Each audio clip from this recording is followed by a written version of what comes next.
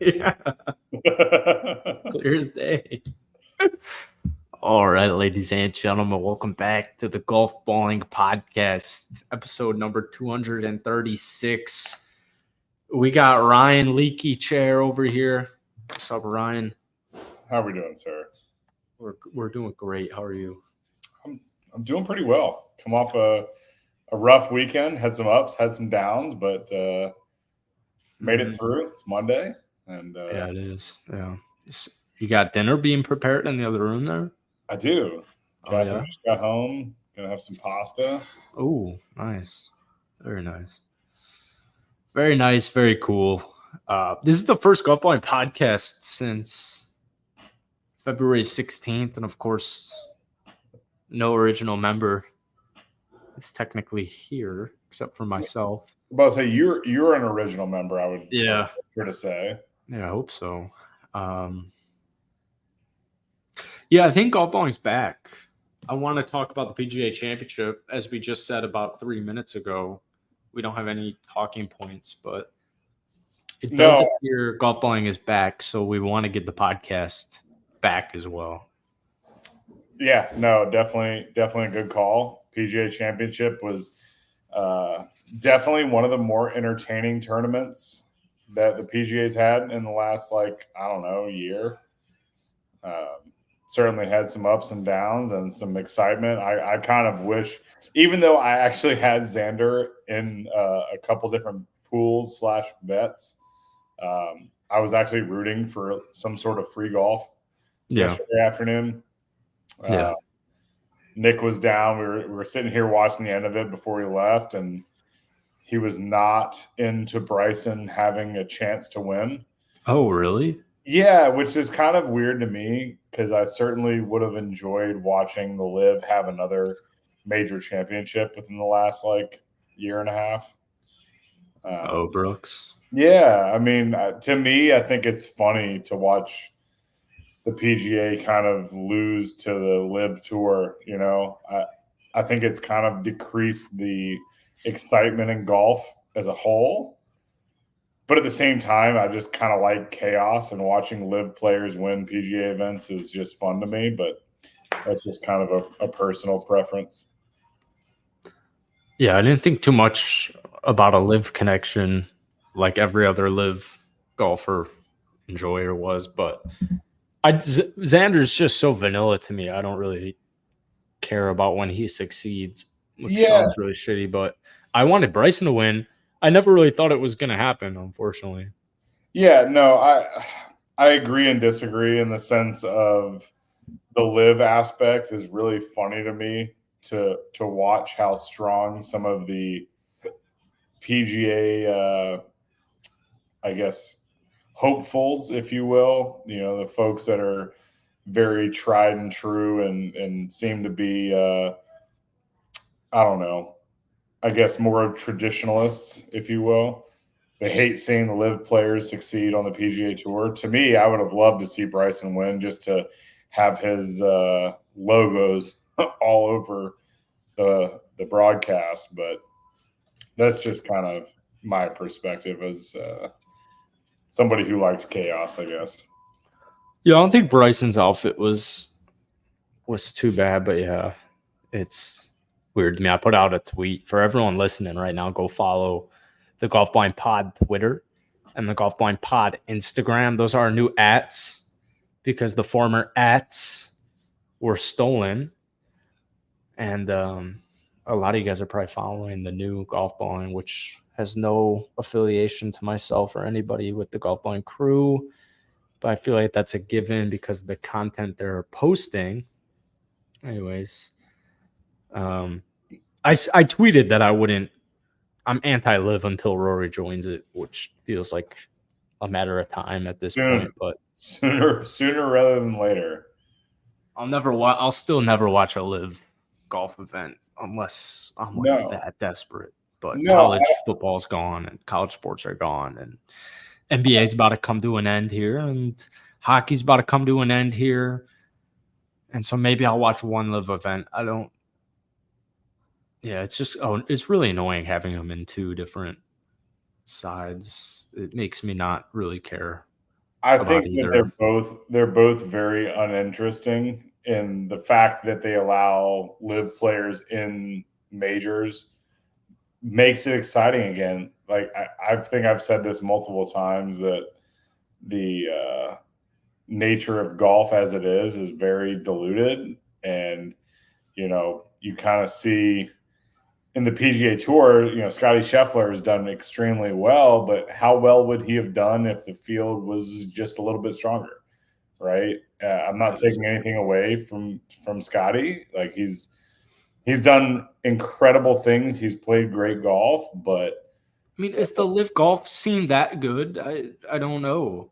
Is but Brooks that good? I don't think it's a Is matter. John Rahm that good? Yeah, like the John Rahm's the one player that I look at, and I mean Cam Smith, but he's been on live for a while now. I know, but when they come to a PGA Tour event or when they come to a major and they finish, whatever the hell Rahm shot at the Masters and whatever he ended up shooting this past weekend, like I think Scotty would still be Scotty, but yeah, I guess Rahm probably would have been in one finish. I think Rahm's really the only.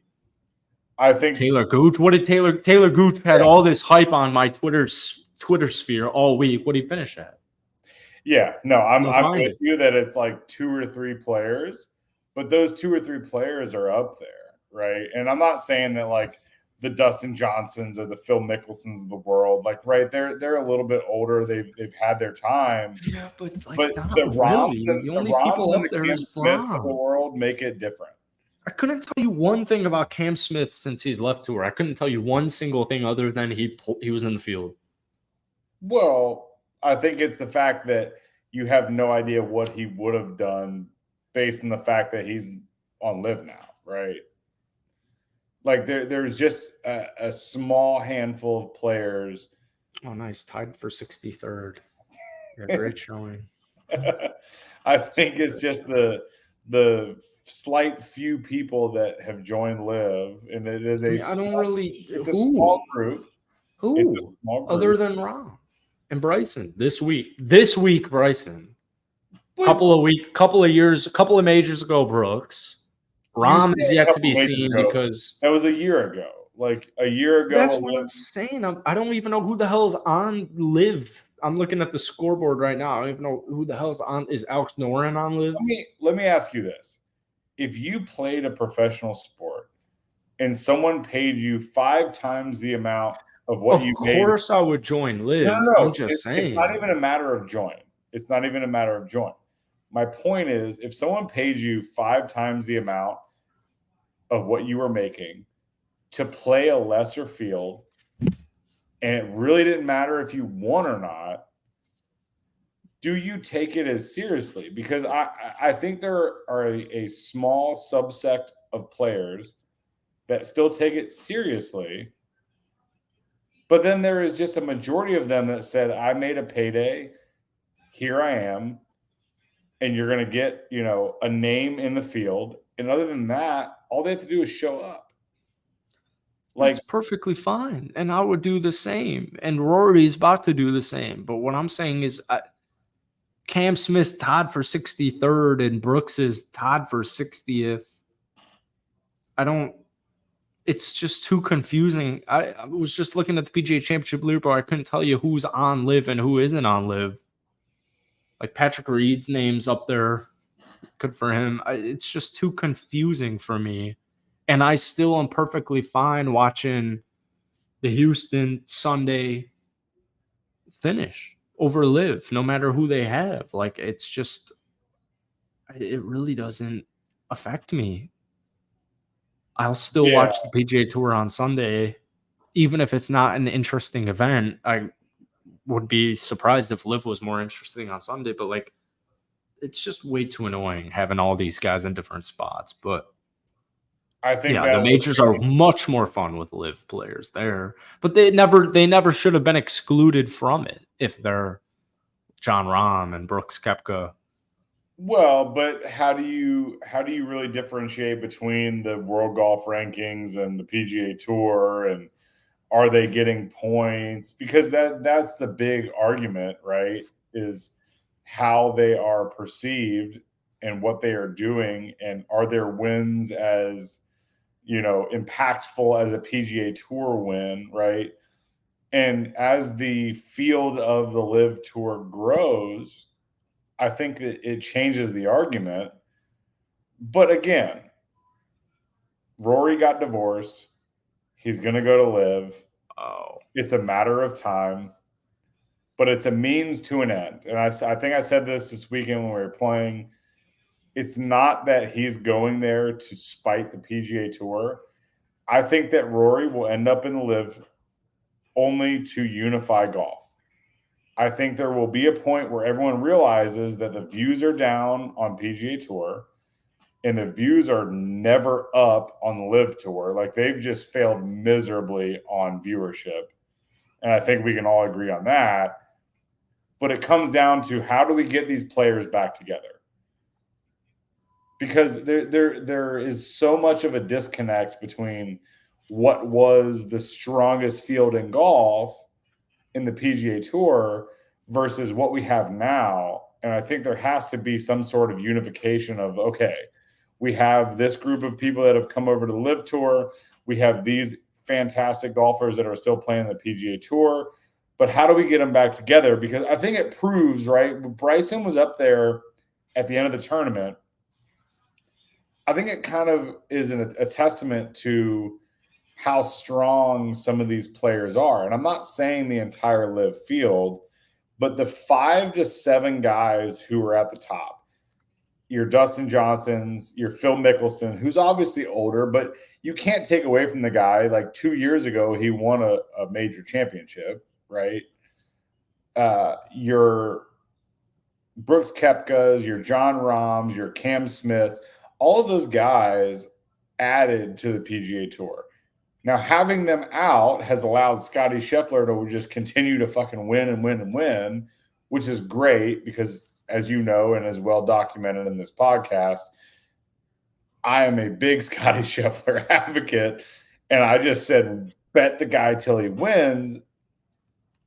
There's just some sort of disconnect between, hey, you have these 4, 5, 6 guys who are still contenders or could be contenders on the PGA Tour versus what we're looking at now with no one cares about Live and the PGA Tour is diluted. That's what has to be fixed. And I'm hoping Rory just goes to the Live Tour and fixes it himself, brings some sort of unification back.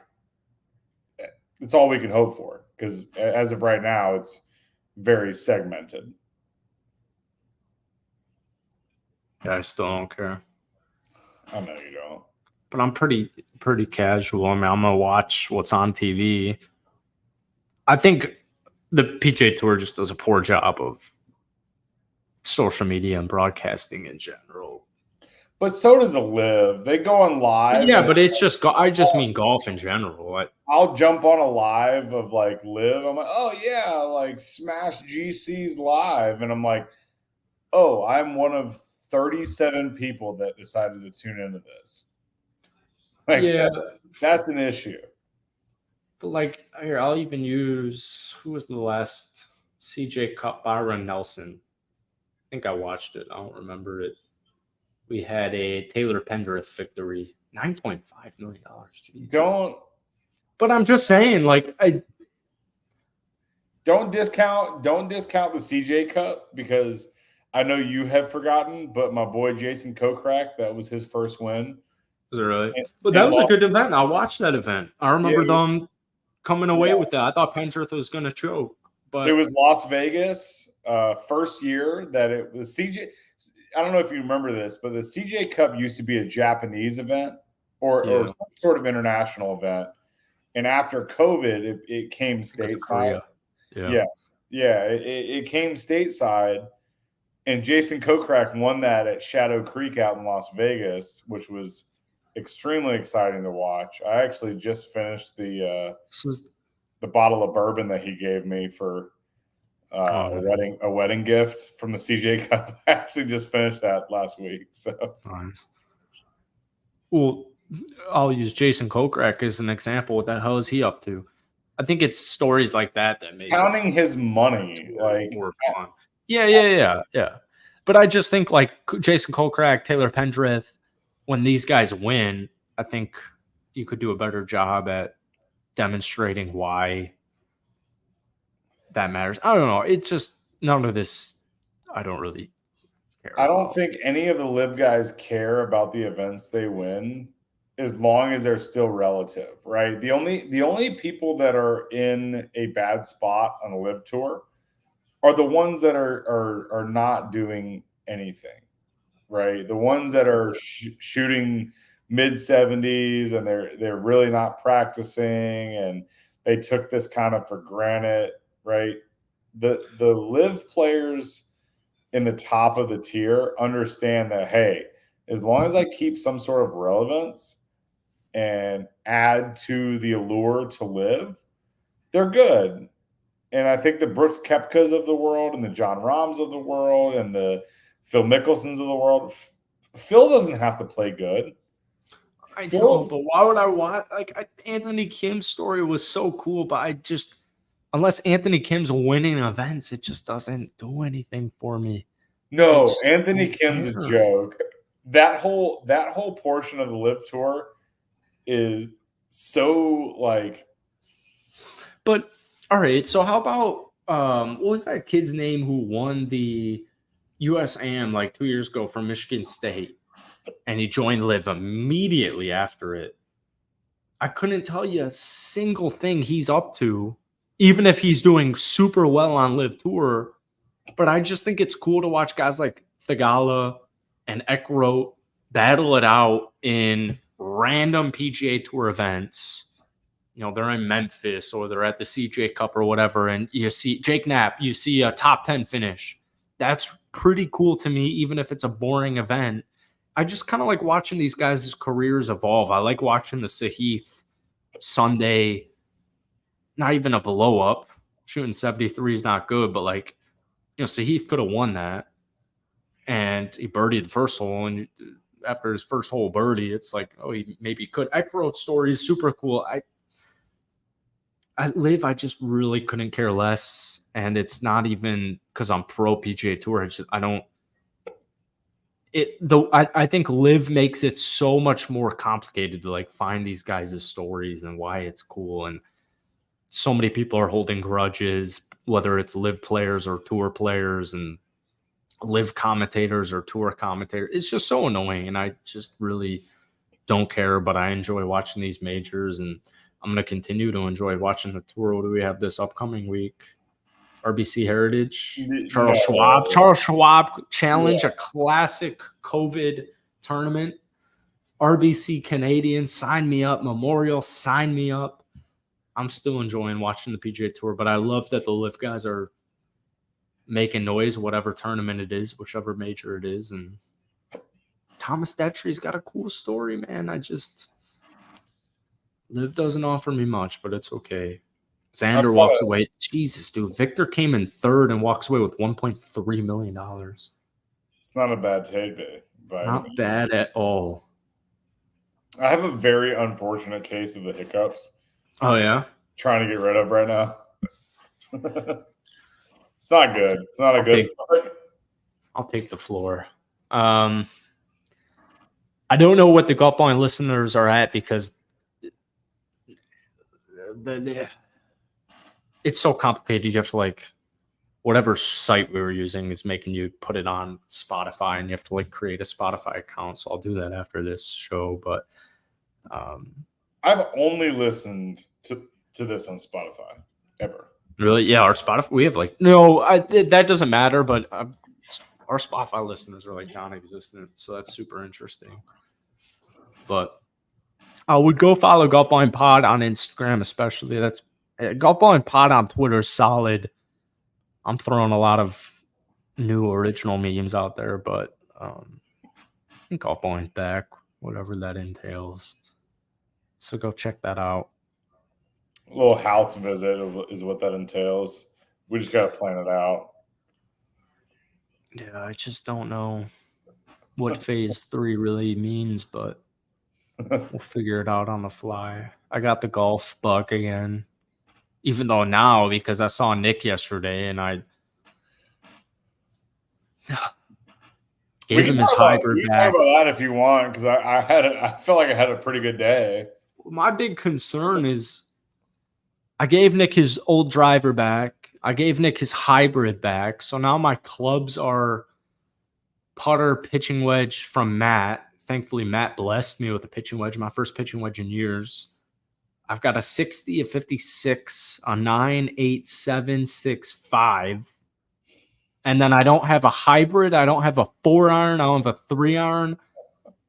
Now, because I gave Nick's hybrid back to him, which I'm shocked he even took it back, I have no club in between 5-iron and 3-wood. What the hell do you do with that? Well, in the grand Buy clubs. Or things, here's $2,000. no. In the grand scheme of things, we live in an area that is not necessarily conducive to like needing. Dude, I haven't had a 4-iron in like almost a year, and it is you don't realize the difference between teeing it up. All right, you have a non-driver hole or a hole where you don't need a driver, let's say a 360 par 4, and I'm hitting a 5-iron, and it's like, all right, 170 in's fine, but with a 4-iron, I could have 150 in. I could have 140 in. I'd even take 155. You It's just need really more confidence with the driver is all that matters. Oh shoot! I gotta unlock this. Hold on. Hold up. We're holding.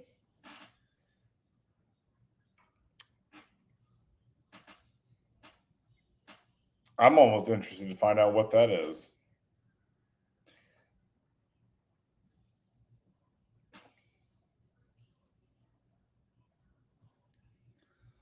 I thought this was like a DoorDash kind of situation. What was that? I said I thought this was like a DoorDash situation, but It's girl dash. yeah, no, that's fine too. Just Uber Eated a girl.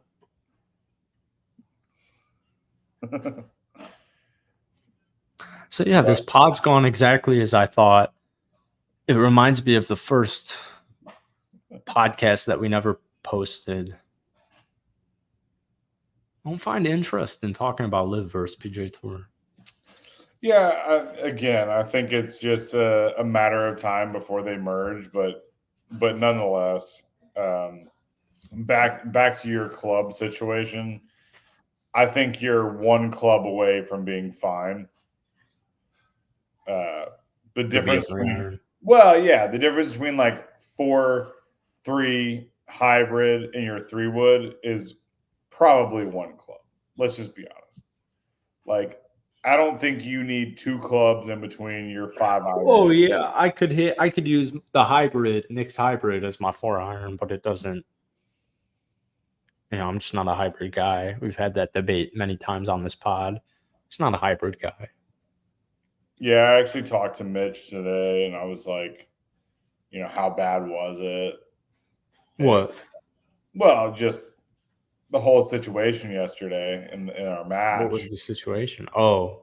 Well, I mean, dude, believe me, like I've been there before. I think I even said to Nick at one point in the round, I was like, I hate that you're not hitting it good because like it's more fun when we have a match, but at the same time, like I can't be upset about me hitting it really well yesterday. Yeah. I told him, I think on 16 tee box before I almost dunked that tee shot. I said to him, I was like, man, I really hate to see you not hitting it well. I was like, but as you know, like a month ago, I was in the same position. Like, I get it. There's days where you don't hit it well.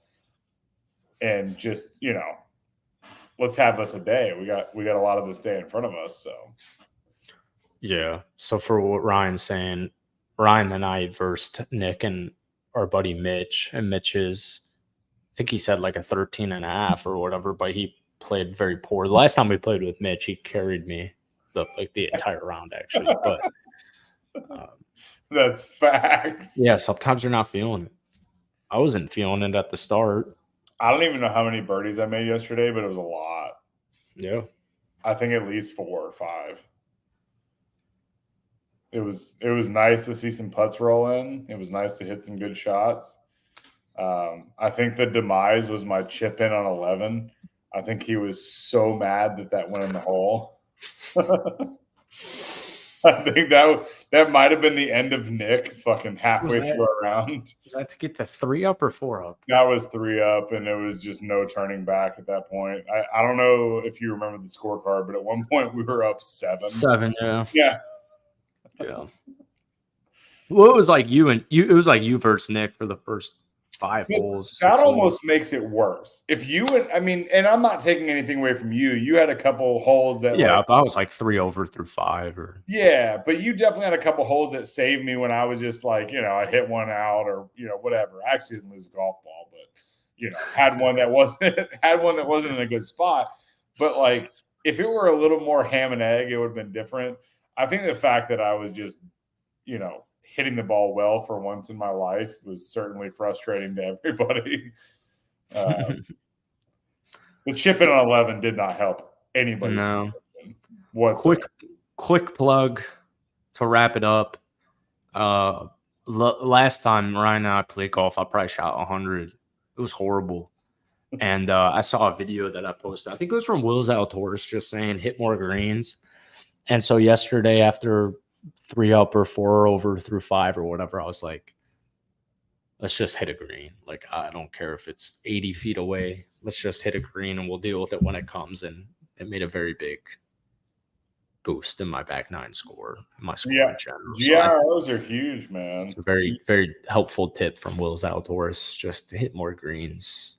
Roll in 20-foot putts, chip in for birdie, fist pump. All right.